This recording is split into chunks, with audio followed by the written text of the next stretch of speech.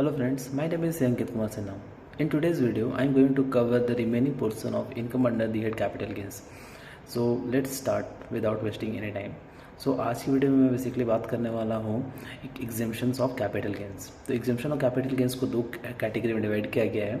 एक category exemption under section 10, फिर दूसरा कैटेगरी एग्जेम्पशन अंडर सेक्शन, हमेशा सारे लोग याद करेंगे 54 सीरीज़ का एग्जेम्पशन बोलते हैं उसको, जो कि एक इंपॉर्टेंट होता है। एक नेगेटिव एडजस्टमेंट हमारे एग्जाम में देखने को मिलता है और इनका प्रैक्टिकल इम्प्लीकेशंस भी है। तो सेक्शन क्या क्या 54 सीरीज में 54 खुद, 54B, 54D, 54EC and 54F। मेरे साथ बोलेंगे क्या क्या है। 54, 54B, 54D, 54EC and 54F। ठीक है, ये एग्जाम्पशंस है। तो let's start exemption under section 10। तो एग्जाम्पशन अंडर सेक्शन 10 जो है, exemption of capital gain on compulsory acquisition of agriculture land situated with in specified urban limit, उसका सेक्शन हमको मिलता है, उसका एग्जाम्पशन मिलता है अंडर सेक्शन 10 में। ठीक है, उसके बाद बात करते हैं एग्जाम्पशन अंडर सेक्शन 54 सीरीज। उसमें पहला क्या था मेरा 54, फिर क्या था 54B, 54 क्या था 54D, 54EC और 54F, टोटल 5 हो गए। ठीक है, तो ये आप ऐसे याद करोगे तो आपको सारे याद हो जाएगा। तो जो पहला वाला सेक्शन है सेक्शन 54, वो बात करता है capital gain on sale of residential house. ठीक है, इसमें हम बात करते हैं कि अगर कोई अपना रेसिडेंशियल हाउस बेच करके कोई नया रेसिडेंशियल हाउस खरीदता है, मतलब घर बेच कर घर खरीदता है, तो उसका डिडक्शन कहाँ मिलता है, सेक्शन 54 में।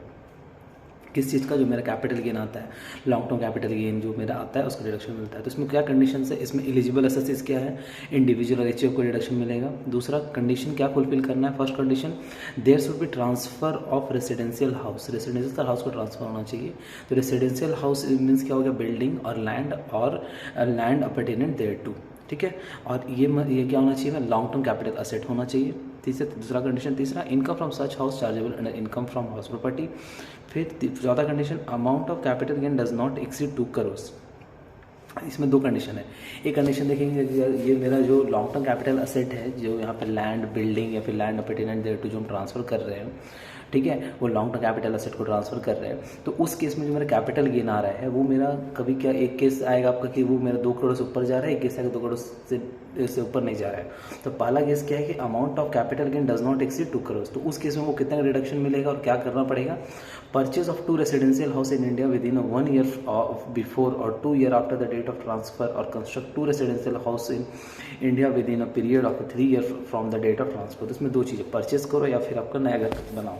और परचेज करो तो इसमें क्या परचेज करना है, 2 घर खरीद सकते हो। अगर आपका जो कैपिटल गेन आया है upon transfer long term capital asset, जो कि मैं लॉन्ग टर्म कैपिटल असेट इसमें क्या है, रेसिडेंशियल हाउस। ठीक है, तो रेसिडेंशियल हाउस को जो ट्रांसफर करने के बाद जो कैपिटल गेन आया है वो मेरा 2 करोड़ से कम है, डज नॉट एक्सीड 2 करोड़ से ऊपर नहीं जाता है। तो उस केस में हम क्या कर सकते हैं, डिडक्शन लेने के लिए परचेस कर सकते हैं 2 रेसिडेंशियल हाउस इंडिया में within period of 1 year before और 2 year after the date of transfer, और कंस्ट्रक्ट कर सकते हैं 2 residential house India within a period of 3 year from the date of transfer. तो दो चीज़ क्या है, कंस्ट्रक्ट करो या फिर नया आप कंस्ट्रक्ट करो या फिर नया खरीदो। ठीक है, अगर वही आपका कैपिटल गेन का जो अमाउंट है वो एक्सीड कर जाता है 2 करोड़ से ऊपर, तो आप एक रेसिडेंशियल हाउस इंडिया में परचेस कर सकते हो within a period of 1 year और 2 year after the date of transfer, construct within a period of 3 year from the date of transfer.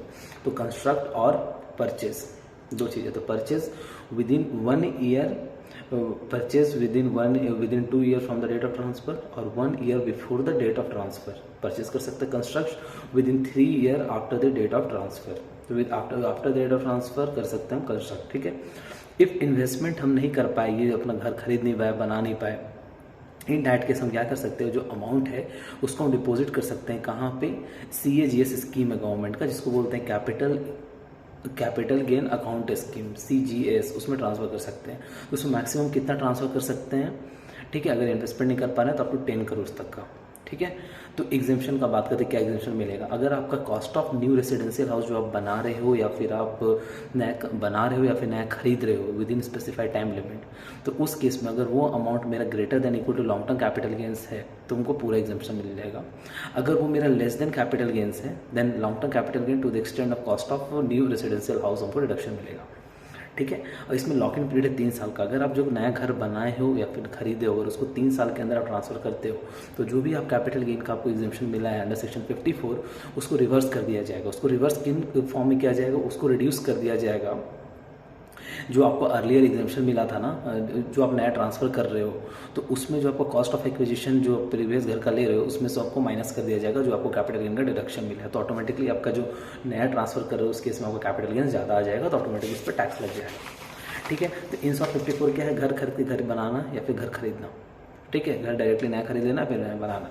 कभी कभी क्या होता है कि हम लोग क्या करते हैं, ऐसा से इंडिविजुअल अपना एक मान लो कि एक स्टेट में घर है, तो वहाँ घर बेच करके नया घर खरीदता है, तो नया घर बेच करके नया घर खरीदा है उसको डिडक्शन मिलेगा सेक्शन 54 का। ठीक है, इसमें टाइम लिमिट सब कुछ याद हो गया आपको। ठीक है, अब आगे बढ़ते हैं सेक्शन 54B।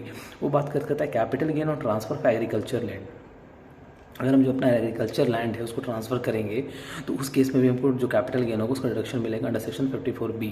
तो इसमें कौन होता है eligible assessee, individual HUF are the eligible assessees.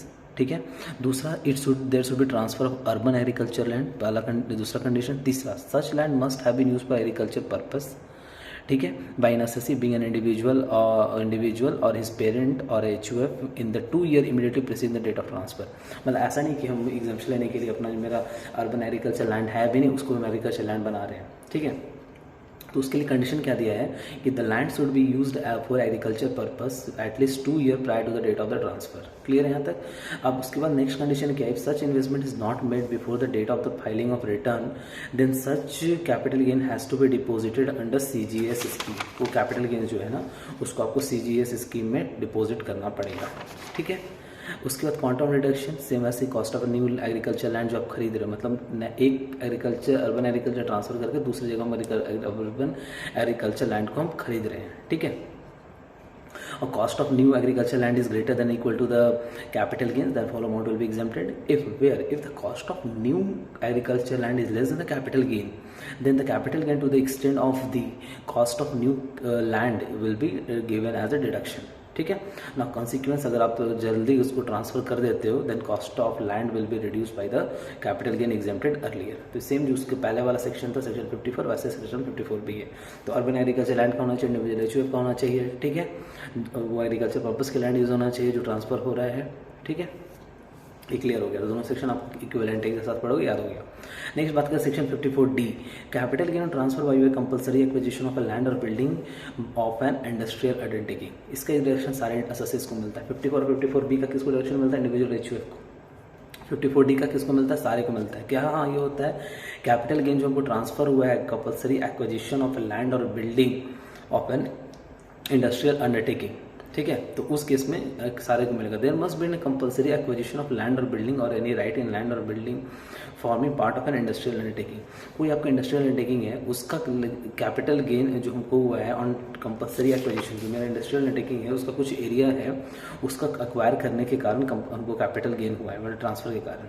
ठीक है, land and buildings should have been used by the assessee for purpose of a business of an industrial undertaking in the 2 year immediately preceding the date of transfer। जो land और building जो compulsory government acquire कर रहा है आपका, that land और building should be use as an undertaking of an undertaking for at least 2 year prior to the date of transfer. ठीक है, सो सिमिलर कंडीशन उसको कैसा आपका 54B जैसा है। फिर assessee must purchase any other land और बिल्डिंग और construct any building within 3 years from the date of transfer. 3 साल के अंदर उसको नया बिल्डिंग लैंड और बिल्डिंग कंस्ट्रक्ट करना है या फिर खरीद लेना है within a period of 3 years from the date of transfer. फिर अगर वो इन्वेस्टमेंट नहीं कर पाता है तो CGS स्कीम में वो डिपॉजिट कर सकता है। Quantum of reduction cost of new asset greater than equal to the capital gain, then entire capital gain will be exempted, whereas cost of new asset is less than capital gain, then capital gain to the extent of the cost of new asset will be exempted। Now consequence of a transfer within a period of 3 years then the cost of new assets shall be reduced by the capital gain exempted earlier for computing the capital gains। Clear है यहाँ तक। Similar 3 concession एक जैसे ही है। अब आगे बात करते हैं capital gain not chargeable on investment in certain bonds. अगर कुछ बॉन्ड्स में पैसे डाल रहे हो तो भी गवर्नमेंट बोलता है कि उस केस में आपको डिडक्शन मिलेगा, कैपिटल गेन का डिडक्शन मिलेगा अंडर सेक्शन 54EC। हम देखते हैं चौथा सेक्शन में पहुँच गए। 54EC वो क्या बात करते हैं, उसका किसको मिलता है, सारे को मिलता है। Any assessees are eligible for the claiming the deduction if they have the capital gains then they are allowed to invest the money in specified securities और अ बॉन्ड। ठीक है, तो उसमें क्या है कि आपका there must be long term capital asset होना चाहिए, उसका ट्रांसफर होना चाहिए long term capital asset, land building या बोथ, लैंड बिल्डिंग या बोथ, उसका लैंड बिल्डिंग और बोथ उसका capital long term capital asset होना चाहिए, उसका ट्रांसफर होना चाहिए। ठीक है। वो जो असेट होगा ना वो डेप्रिसिएबल असेट भी हो सकता है। जैसे हमारे केस में क्या बिल्डिंग है, लैंड बिल्डिंग मेरा ट्रांसफर होना चाहिए। लॉन्ग टर्म स्पेसिफाइड असेट में हमको इन्वेस्ट करना चाहिए। Long term specified asset in the sense bonds कुछ है, और बॉन्ड किसके, NHAI का, NHAI का national highway authority of India. फिर एक है आपका इसमें एक और बॉन्ड है RECL, rural electrification corporation limited, और any other corporation notified by the central government. उसका एग्जांपल क्या, bonds of PFC public finance corporation and IRFC है, ठीक है, इंडियन रेलवे फाइनेंस कॉर्पोरेशन। तो मेरे पास ये सारे में अगर आप इन्वेस्ट करते हो पैसा, तो in that case you are eligible for claiming reduction, ठीक है। तो इसमें कुछ लिमिट दिया हुआ है, एसएससी शुड नॉट ट्रांसफर और कन्वर्ट और अवेल लोन और advance against on the security of such bond for a period of 5 year from the date of transfer. ऐसा नहीं कि आप मान लो कि बेनिफिट करने के लिए क्या कर रहे हो कि आप गवर्नमेंट बॉन्ड में पैसा लगा दिए भी हो और उसको आप प्लेज करके या फिर एडवांस उसके अगेंस्ट में उठा नहीं सकते हो 5 साल तक का, ठीक है। मैक्सिमम अमाउंट इसमें इन्वेस्ट कर सकते हैं 50 लाख तक का इन्वेस्ट हम इसमें कर सकते हैं, ठीक है। इसमें क्या है, अगर वायलेशन करोगे कंडीशन को तो जिस साल वायलेट करेगी उस साल ही आपका ये capital long term capital gain taxable बना दिया जाएगा। क्लियर है। तो 54E में क्या है मेरा कि लैंड बिल्डिंग और बोथ अगर अपना ट्रांसफर करके कहीं इन्वेस्ट करते हैं, कहाँ पे इन्वेस्ट करते हैं, स्पेसिफाइड बॉन्ड्स में। तो बॉन्ड्स क्या है, स्पेसिफाइड है, NHAI का है, फिर आपका इसमें RECL का है, फिर NHAI RECL और other specified bonds like PFC का है, और फिर आपका इसमें एक और है IRFC का बॉन्ड है, ठीक है। यहाँ तक क्लियर हो गया। मैक्सिमम डिडक्शन कितना, 50 लाख का। अब एक और इंपॉर्टेंट सेक्शन, सेक्शन 54F, ठीक है। तो वो बात करता है capital gain in case of investment in residential house, individual और HUF। ये क्या बोलते हैं इसको कि अपना सार कुछ भी कैपिटल असेट पेज करके हम लैंड और बिल्डिंग में पैसा लगा रहे हैं, रेजिडेंशियल हाउस में पैसा इन्वेस्ट कर रहे हैं, ठीक है। तो इसका डिडक्शन किसको मिलेगा, इंडिविजुअल HUF को। टोटल 5 सेक्शन था मेरा, 54, 54B, 54 section 54, 54B, 54D, 54EC, 54F, ठीक है। ये टोटल इसके सेक्शन थे, जिसमें first 2 section individual HUF, third हो गया आपका ऑल एसएससीज, फोर्थ हो गया आपका ऑल एसएससीज, फिफ्थ हो गया वापस इंडिविजुअल एंड HUF। तो इंडिविजुअल HUF को डिडक्शन मिलेगा capital gain in case of investment in residential house. तो इसमें क्या है, there must be transfer of long term capital asset not being a residential house. मतलब अपना कोई भी कैपिटल एसेट को हम ट्रांसफर करते हैं, उससे वो जो कैपिटल गेन आता है उसको हम अगर इन्वेस्ट करते हैं कहाँ पे, for residential house, in that case you are eligible for claiming reduction under section 54F, ठीक है, 54F का। तो यहाँ पे क्या होना चाहिए, there must be transfer long term capital asset होना चाहिए, ठीक है, other than building, other than residential house, ठीक है। Transfer of plot of land is also eligible for exemption. The assessee should purchase, ठीक है, अदर देन यहाँ पे रेसिडेंशियल हाउस छोड़ करके जो भी होगा ना, अगर उसका अगर हम ट्रांसफर करेंगे तो उसके इसमें हमको डायरेक्शन मिल जाएगा 54F का। इसमें एक और इंटरेस्टिंग पार्ट है, transfer of A plot of land is also eligible for exemption, ठीक है। तो assessee should purchase at least one assessee should purchase one residential house situated in India within a period of 1 year before or 2 year after the date of transfer। Construct करना चाहिए एक house within a period of 3 year from the date of transfer. तो clear है मेरे पास, चाहे आप नया घर बनाओ, रेजिडेंशियल हाउस बनाओ, या फिर आप नया रेजिडेंशियल हाउस बनाओ, या फिर नया रेजिडेंशियल हाउस आप खरीदो। नया बनाओ तो आप 3 साल within the date of transfer, और नया खरीदो तो 1 year before the date of transfer और 2 year after the date of transfer, ठीक है, इतना कर सकते हो। If such investment made before date of transfer और if such investment can not be made before date of filing of return of income, then the assessee individual HUF is eligible to invest the amount in CGAS, capital gain account scheme, ठीक है, जिसका maximum threshold आप deposit करके दिखा सकते हो कि maximum 10 crore तक का डिपॉजिट कर करके आप उसका एग्जेम्पशन ले सकते हो, ठीक है। तो amount should not, assessee should not own more than 1 residential house on date of transfer. मतलब उसके पास एक से ज़्यादा घर नहीं होना चाहिए जब वो ट्रांसफर कर रहा है तो, ठीक है। The assessee should not purchase any other residential house property within a period of 2 years, construct any other residential house within a period of 3 years from the date of, मतलब और वो दूसरा घर ये सब नहीं खरीद सकता है within a period of 2 years, नया खरीद नहीं सकता, बना नहीं सकता 3 साल के अंदर। Quantum of deduction, if cost of a new residential house is greater than equal to the new net sale consideration of original asset, then entire capital gain will be exempted। If cost of new residential house is less than the net sale consideration of original asset, only proportionate capital gain will be exempted। मतलब पहला case था कि cost of new जो residential house खरीद रहे हैं वो मेरा greater than the net sale consideration of original asset जो हम ट्रांसफर किए उससे, तो इंटायर कैपिटल गेन एग्जेम्प्ट कर देंगे। वही अगर आपका दूसरा सिनेरियो आ गया कि आप पूरा अमाउंट इन्वेस्ट नहीं कर रहे हो, पार्ट में इन्वेस्ट कर रहे हो, दैट केस आपको प्रोपोर्शनल एग्जेम्पशन मिलेगा। एक यही सेक्शन है जहाँ पर प्रोपोर्शनल एग्जेम्पशन का बात होता है। तो इसमें क्या करते हैं, क्योंकि हम सेम लेवल का चीज़ को ट्रांसफ़र नहीं कर रहे। बाकी सारे केसेस में आप देखे थे, एक घर खरीद के दूसरा घर खरीद रहे हैं, ठीक है, एग्रीकल्चर लैंड करके एग्रीकल्चर लैंड खरीद रहे हैं, ठीक है। अर्बन एग्रीकल्चर लैंड वाला वैसे ही था आपका, फर्स्ट सेक्शन था रेसिडेंशियल हाउस बेच कर रेसिडेंशियल हाउस खरीद रहे हैं, थर्ड केस था आपके इन्वेस्टमेंट करने का था, ठीक है। फोर्थ केस आप देखे होंगे कि इंडस्ट्रियल अंडरटेकिंग है, तो वहाँ का लैंड और बिल्डिंग लैंड और बिल्डिंग को ट्रांसफ़र करके कहीं और खरीद रहे हैं, अंडरटेकिंग के अंदर ही, अंडरटेकिंग के लिए ही खरीद रहे हैं। ये केस ऐसा है कि यहाँ पे कोई other long term capital asset other than building को हम बेच करके, रेसिडेंशियल हाउस बेच करके एक नया रेसिडेंशियल हाउस खरीद रहे हैं, ठीक है। तो इंडेक्स को प्रोपोर्शनल डिडक्शन मिलेगा। लॉन्ग टर्म कैपिटल गेन जो मेरा आया है वो amount investment in the new residential house divided by net sale consideration, ठीक है। तो फिर से करेंगे long term capital gain multiplied by amount invested in new residential house divided by net sale consideration, ठीक है। अगर हम वायलेशन करते हैं कंडीशन का, then capital gain exempted earlier will now become taxable, ठीक है। अब ये सेक्शंस हो गए मेरे सारे कंप्लीट। अब एक उसके बाद एक और छोटा सा पॉइंट है, consequence of not utilising the amount within a period 2 year or 3 year, then unutilised amount shall be taxable as a capital gain of previous year, ठीक है। अगर हम जो CGS में अपना पैसा इन्वेस्ट किए, अगर 2 साल के अंदर नया घर खरीदने के लिए नहीं यूज़ कर रहे हैं, नया घर बनाने के लिए 3 साल में यूज़ नहीं कर रहे हैं, in that case the whole amount will become taxable after the expiry of this specified period of 2 year or 3 year as the case में भी, ठीक है। उसके बाद फिर कि extension of time limit for acquiring और डिपोजिटिंग और investing amount of capital gain, then period of 2 year or 3 year shall be counted from the date of receipt of such compensation. अगर आपको एक्चुअल में पैसा मिला ही नहीं है तो उस केस में आपका जब एक्चुअल डेट ऑफ पैसा जब आपको रिसीव होता है, क्योंकि कंपलसरी एक्विजिशन के टाइम में आपको तुरंत पैसा नहीं मिलता, समटाइम्स उसको डिले हो जाता है। इन that case the actual receipt जब आपका होगा उस समय से आपका 2 year or 3 year का पीरियड काउंट होगा, ठीक है। ये सारा थोड़ा ब्रीफ था सेक्शंस का, जो कि थोड़ा इंपॉर्टेंट है। तो टोटल मेरे पास कैपिटल गेन्स में बात करें तो 54 सिंपल है। 54 में क्या बात कर रहे थे, एक रेसिडेंशियल हाउस को बेच कर नया रेसिडेंशियल हाउस खरीद रहे हैं, ठीक है। वहाँ पे 2 करोड़ का लिमिट याद रखना। 2 करोड़ में क्या है मेरा, कि अगर मेरा 2 करोड़ तक का है मेरा जो कैपिटल गेन आया है, तो इन 2 करोड़ तक का है, उससे ज़्यादा और उससे कम है तो इन केस हम 2 रेसिडेंशियल हाउस खरीद सकते हैं या बना सकते हैं, ठीक है। और अगर मेरा उससे ज़्यादा आता है तो इन दैट केस हम एक रेसिडेंशियल हाउस बना सकते हैं और या फिर खरीद सकते हैं। बनाने का टाइम क्या दिया हुआ है आपका 3 साल from the date of transfer. खरीदने का टाइम क्या दिया, 1 year before the date of transfer और 2 year after the date of transfer, ठीक है। ये दिया हुआ है, पहला केस हो गया। दूसरा अर्बन एग्रीकल्चर लैंड है। अब अर्बन एग्रीकल्चर लैंड को ट्रांसफर करके नया अर्बन एग्रीकल्चर लैंड खरीद रहे हैं, वो भी लॉन्ग टर्म कैश का। इसमें एलिजिबल कौन, इंडिविजुअल रेशियो है। क्लियर यहाँ तक। थर्ड केस हम जब बात करते हैं आपका, ये 54 हो गया, 54B हो गया, 54D नहीं सॉरी 54 हो गया, 54B हो गया। नाउ 54 हम बात करते हैं D का, ठीक है। 54D बात करता है कि अगर आपका कोई अंडरटेकिंग है तो उसमें का हम लैंड बिल्डिंग ये सब कुछ मेरा ट्रांसफ़र हो रहा है, लैंड अपॉर्चुनिटी टू ट्रांसफ़र हो रहा है और उसके बदले हम कहीं और जा करके अपना वो खरीद ले रहे हैं।